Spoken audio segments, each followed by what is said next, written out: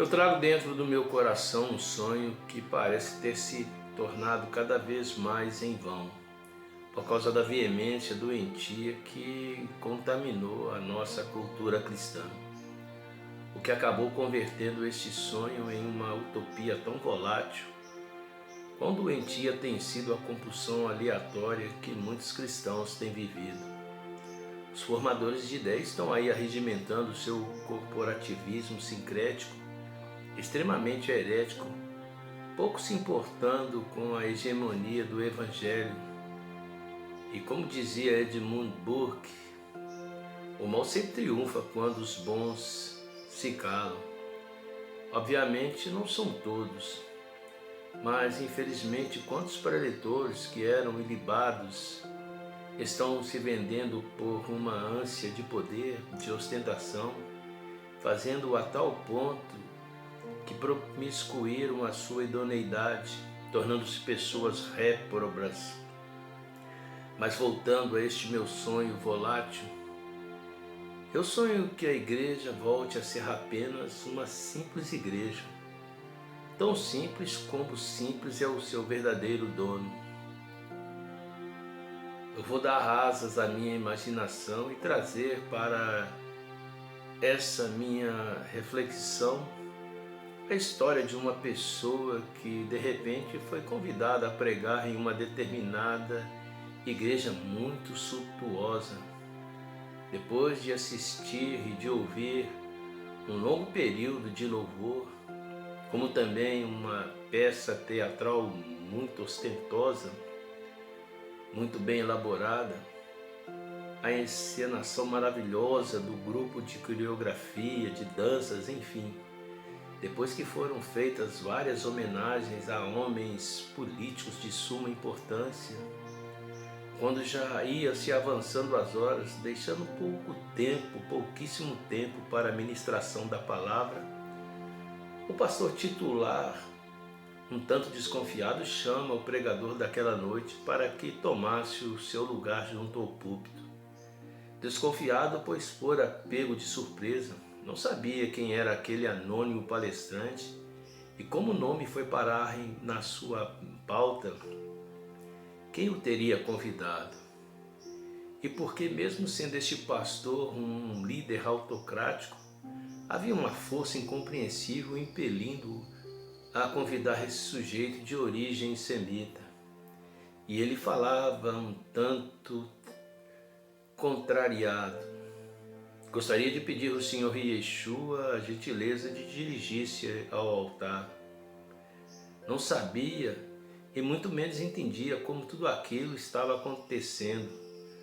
Olhava por todos os cantos à procura de um culpado para execrá-lo. Posteriormente, por este constrangimento, mas de posse de sua agenda, cujo papel estava escrito, percebia claramente que a letra grifada era sua própria letra, ainda por cima tendo a sua assinatura. Como havia e quando havia escrito aquilo? E que fosse estranha era aquela que fazia anunciar este homem um tanto simplório, um tanto incógnito. Quando mesmo se dirigiu ao púlpito, mostrou ser extremamente humilde.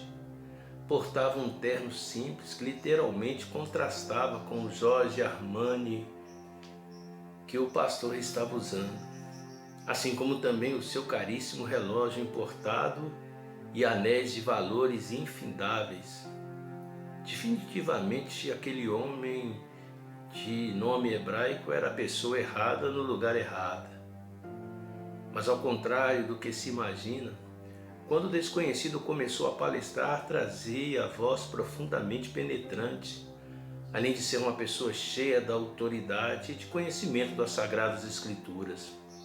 À medida que ele pregava, suas palavras tinham um potencial avassalador que parecia abalar toda a consistência daquela luxuosa igreja que, estática, ouvia tudo em silêncio.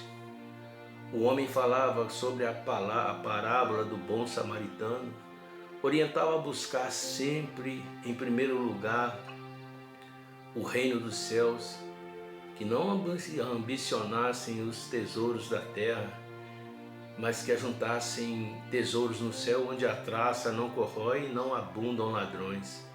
Condenavam os falsos pastores, chamando-os de lobos travestidos de ovelhas.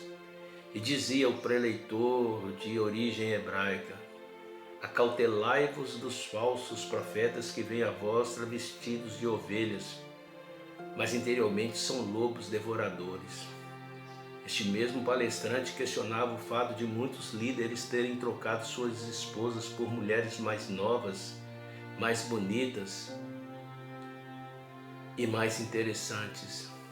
E a recíproca era verdadeira, porque falava a respeito das mulheres que também, por sua vez, deixaram a simplicidade, adulteravam e trocavam seus cônjuges. O pastor titular cochicha algo ao ouvido do seu subserviente auxiliar, que imediatamente sai às pressas daquele grande recinto, luxuoso recinto, e pouco depois a energia se acaba sem uma razão óbvia. Mas mesmo assim, o inconveniente pregador continua a falar de forma um tanto sobrenatural. Sua voz ecoa mais audível ainda, e assim como a luz do reflexo da lua iluminava o seu corpo, transverberava uma teofania ou uma teofânica essência de um brilho sem igual. Mas o palestrante, absorto, abstraído em suas próprias palavras, valorizando-as uma por uma, e as suas palavras se tornavam mais importantes do que a sua própria presença naquele instante. Todas as forças se exauriram enquanto ele apregoava com toda autoridade. Falava contra a fornicação, prostituição, contra o adultério, enfatizava veemente sobre o divórcio e principalmente aqueles que haviam deixado seus cônjuges para buscarem uma união que lhe fosse mais conveniente, pois sabia que o pastor daquela igreja havia trocado sua esposa, velha, amiga, guerreira, por uma mais nova e mais bela.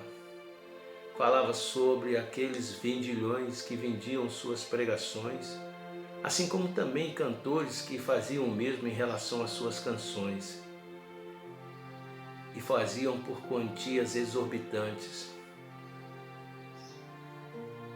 mas não se animavam em estar em lugares que não lhe eram propícios ou que não lhe propiciavam status algum.